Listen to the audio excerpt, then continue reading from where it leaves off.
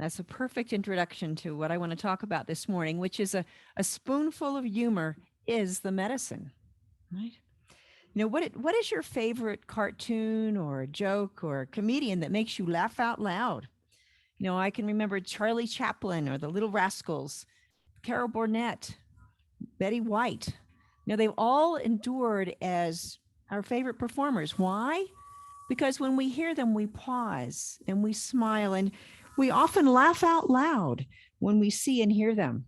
You know, Saturday Night Live is in its 47th season. I think it's a little bit loud. Yeah. And The Simpsons are in their 33rd season.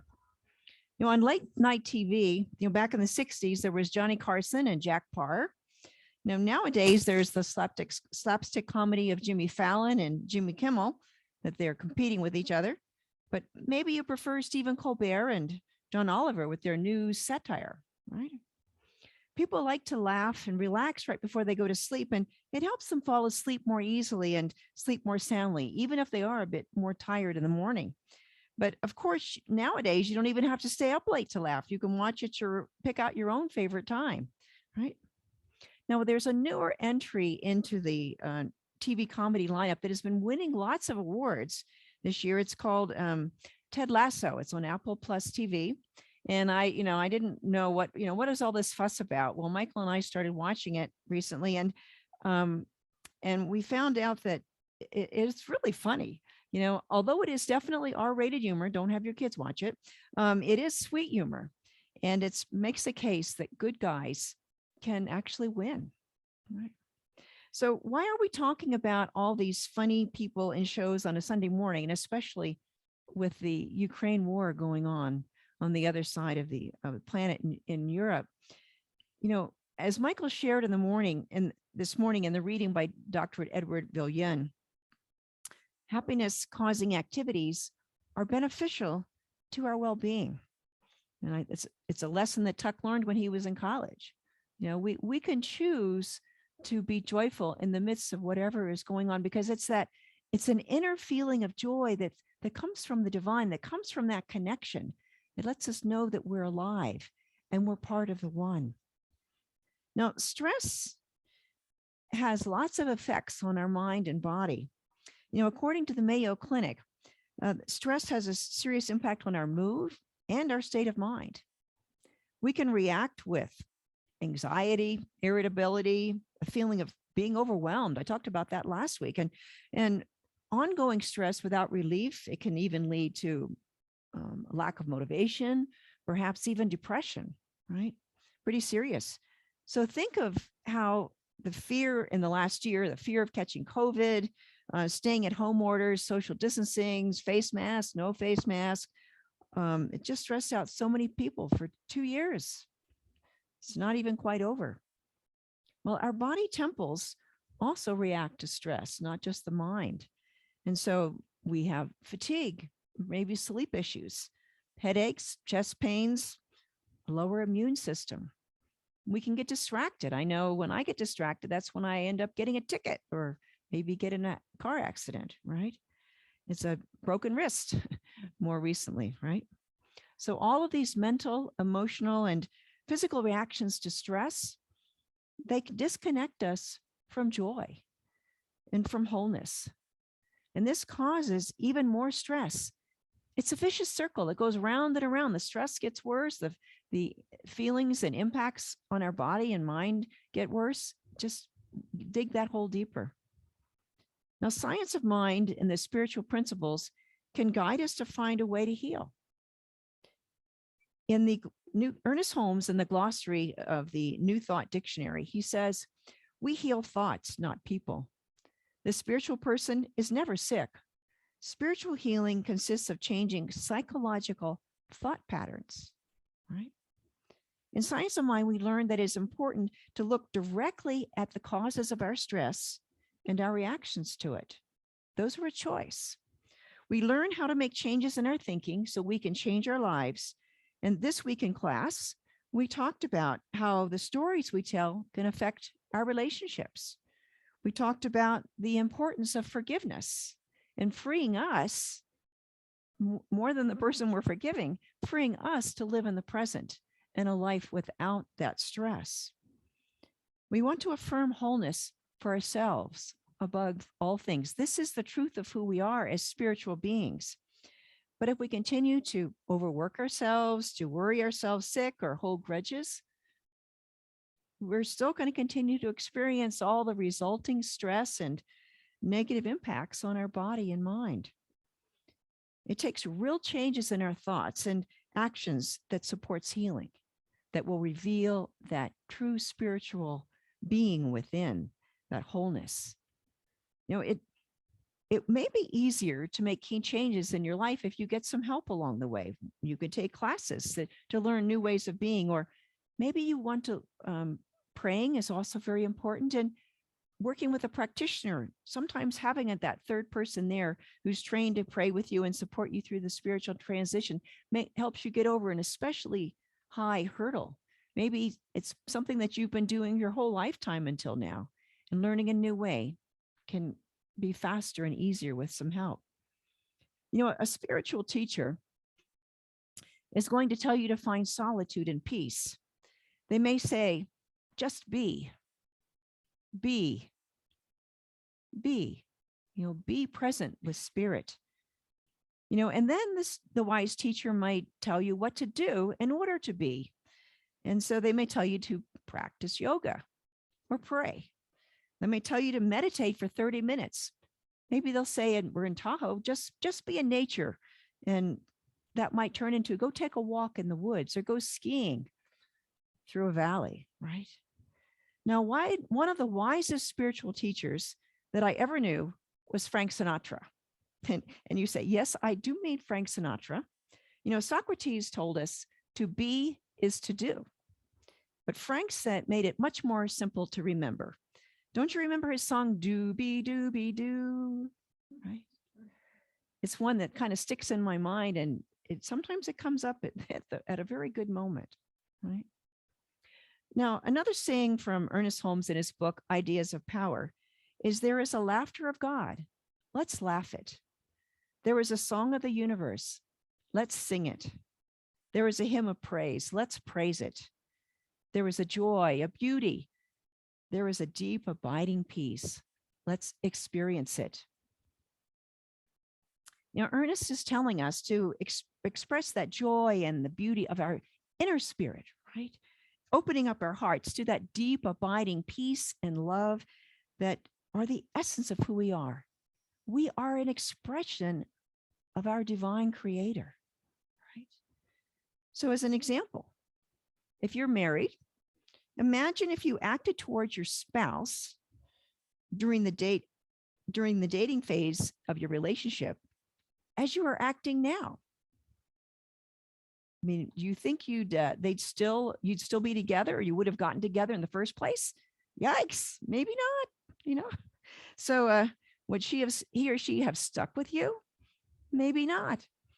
So remember how you wowed your partner when you were first dating? With that enthusiasm for them, you paid them attention and you said, I love you over and over every day. And you acted like you meant it. Right? Gifts, public display of affection, acts of service, it put you both in a state of bliss. And in fact, the more you acted like you loved each other, the more you fell in love, right? Maybe it's not the big romantic gestures like taking them out to a fabulous meal at Ruth's Chris Steakhouse or the Chart House, but you might want to try something a little more romantic than maybe McDonald's, like at least take them to Wendy's, right? You see, it's important to be intentional and on purpose in everything you do. And when you do, your life will be much more meaningful.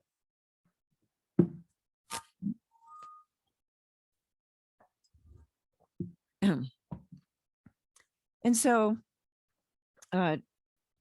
when you're more meaningful, when you're intentional and you're on purpose about what you're doing, your life experiences then will match your divine purpose. I do recommend, however, that you don't act like the kamikaze flight school instructor who told his students, now watch carefully, I'm only going to do this once. Right? You know, laughter is a solution. It allows us to embody joy in the midst of whatever is going on. In addition to the science mind methods of change your thinking, change your life, we can also seek change on an energetic level, on that body level, to release the old harmful patterns. And so if we want to embody these new thoughts, these new ways of being, this connection to spirit and to joy, there will be shifts in our thinking and in our behavior. We can embrace joy. So choose to laugh daily. I mean, really belly laugh literally changes the mind and body, right? Now, Voltaire said, the art of medicine consists of amusing the patient while nature cures the disease. Catherine Ripperger Fenwick, she's the author of Healing with Humor. She says, your body cannot heal without play. Your mind cannot heal without laughter. Your soul cannot heal without joy. According to the Neuro Leadership Institute, the latest research, scientific research, is documenting the power of laughter. It reduces the undesirable levels of cortisol in our bloodstream, and it increases the desirable level of several brain hormones, one of which is dopamine, oxytocin, and endorphins. Overall, they combine to create a sense of well-being. Dopamine can enhance learning, motivation, and attention. Important. Oxytocin is considered the empathy hormone and the bonding chemical. And when it enters the bloodstream, you have a feeling of relatedness to other people. That's important in the birth process, right? Endorphins trigger feelings of pleasure, right? It's been shown that people can endure 15% more pain simply by laughing for a few minutes beforehand, right? Laughter gives us a chance to modify our fight or flight response, right? Gives us a chance to get out of that automatic response and just be and respond from that inner place of wholeness that we are one with God. There's all these other health benefits. It improves your immune functioning, relieves stress, improves your cardiovascular health, reduced anxiety, gives us a sense of safety, improved mood. All of these things come simply by laughing. Now, just like changing your thinking, joy and laughter are medicine that guides our thoughts and behaviors to embody wholeness. It helps us to embody the changes in our thinking and behavior when we want to make them permanent.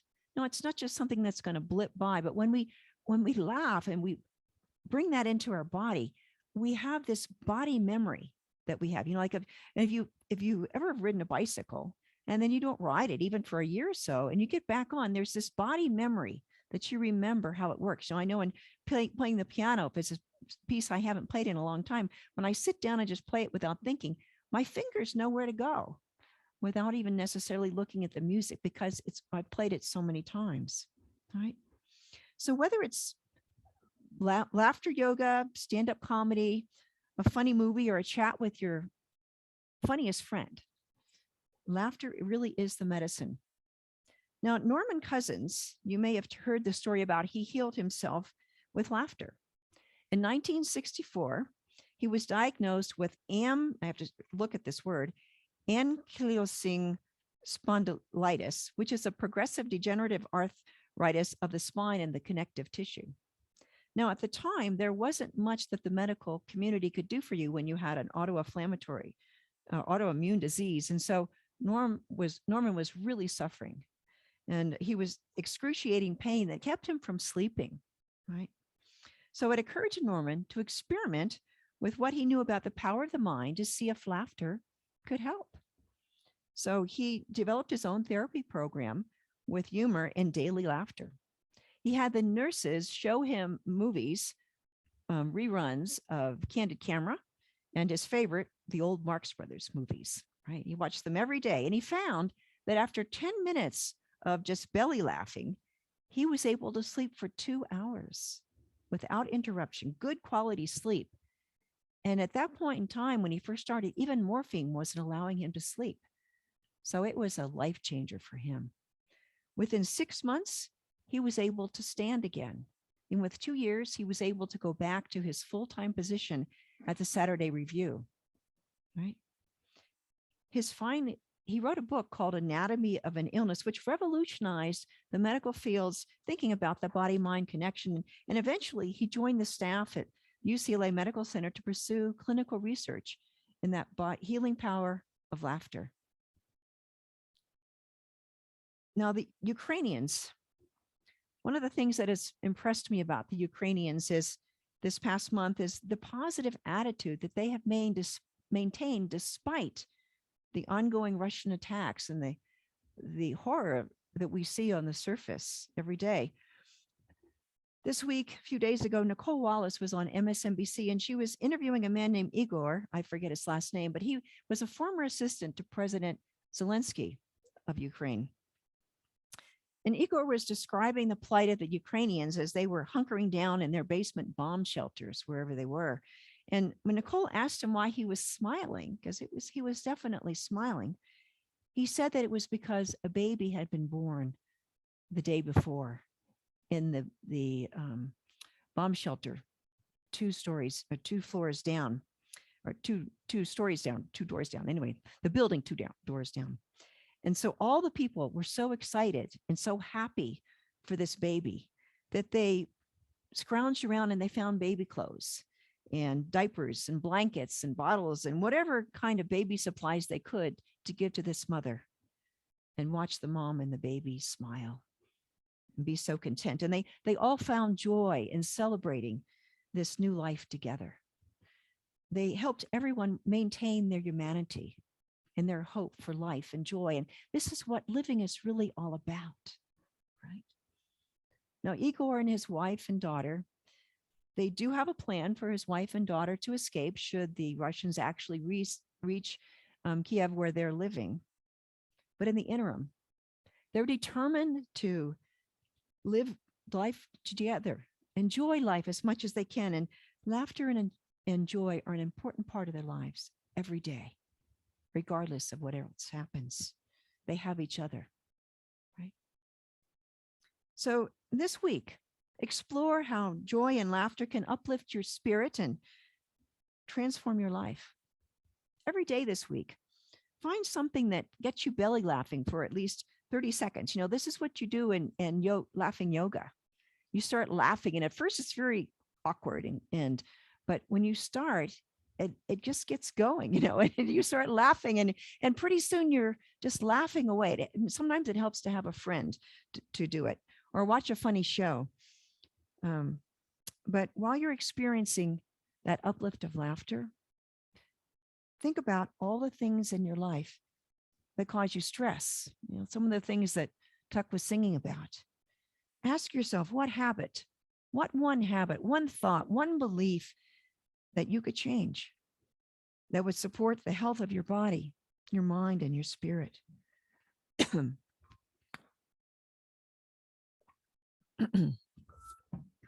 So let's try this out. I'd like to do a couple things right now. So this is an exercise that I learned from Adam Christing, and he's a musician that performs at the Magic Castle in Los Angeles. So he's quite a good musician to be there. But so I'd like everyone to stand up whether you're at home or you're in the sanctuary. And so now what I'd like you to do first is to put a big smile on your face, even if it's fake, that phony kind of smile, and just turn up the corners of your mouth, right? All right, now while you're smiling, I want you to put your hands up high towards the ceiling, and I want you to look up. All right. Now, hey, look, suddenly you all look like Pentecostal people, you know? This is Sunday morning, right? And now while you're standing up, looking up with your hands up, now I want you to try and feel down. And, you know, it's impossible. You can't feel down while you're looking up with your hands and smiling. You know, what's that kid's song? You know, if you're happy and you know it, look up and wave your hands. You know, that's probably not quite right, but it, you know, something like that. Thank you all. You know that you can be seated now. So Ernest Holmes, in the philosophy of Emerson, he said, the laughter of a child is as important to the universe as the creation of a planet. And so while you're all settled down, I'd like you to share with you a video that I found on Reddit's Make Me Smile sub webpage. So here's a few clowns that are putting laughter to work in a situation that really needs some joy. They're welcoming some Ukrainian refugees, mostly women and children, to Moldova.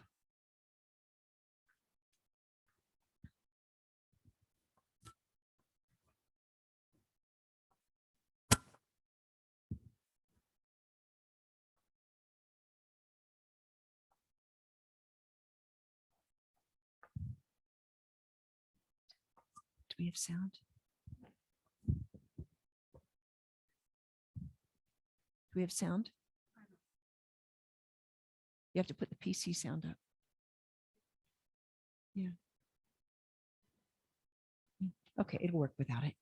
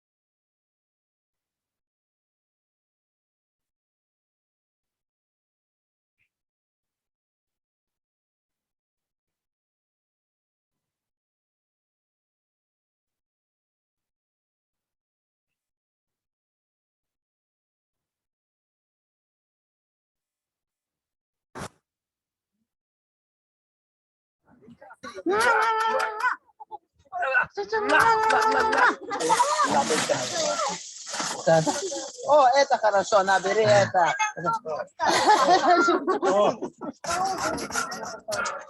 Koryvatara? Padarak. Oopsie. Whoa! Ni oho. Whoa!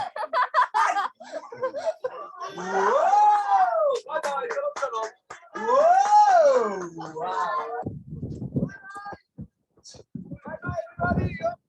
Hey!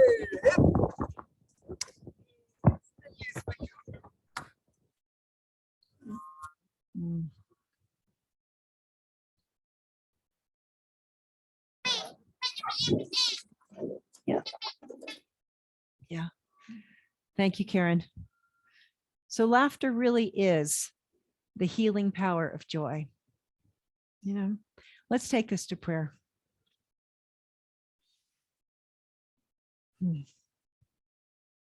In this stillness, in this place of joy and sadness, all mixed up together, there is only one breath, the breath of the one power, the one presence that is everywhere. We breathe together as one with the universe. We live and move as one. From deep within my heart, there wells up a feeling of joy that cannot be contained. It is that divine joy that fills my whole being with a sense of being loved as I am. I feel whole. I feel happy. I feel well. I release any connection to any thoughts or behaviors that would deny that spiritual truth that I am whole, perfect, and complete right here and right now. It is the infinite divine that heals my thoughts and my body.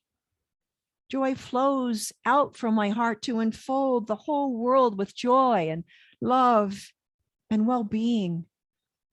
Joy calls forth the love and joy and peace from each person, each living creature.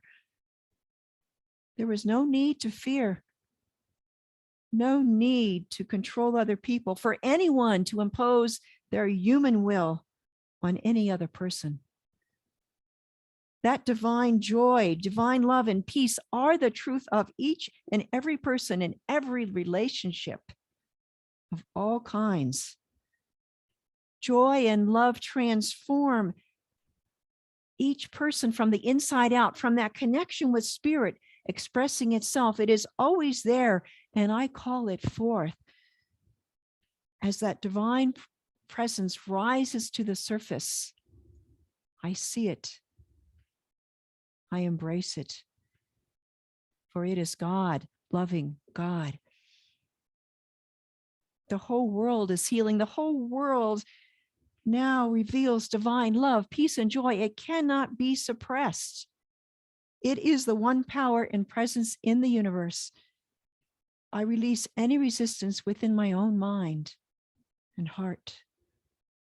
I am at peace. I am one with the infinite, invisible. I laugh with joy. I know joy. I know love. I know and experience peace deep within my being. How grateful I am to be awake and aware of the spiritual truth that sets us free. How grateful I am to be a part of the wholeness of spirit, to laugh out loud with joy as I feel the love and the beauty of spirit flowing through every breath, coursing through my veins, through every movement, through every action, through every word, through just being and living, through my body and my mind and my relationships, every aspect of my life. All is well. All is good. All is spirit. And as I release these words to the divine law, I know that life is full of joy right here and right now, everywhere, everywhere. And together we say, and so it is. Now I'd like to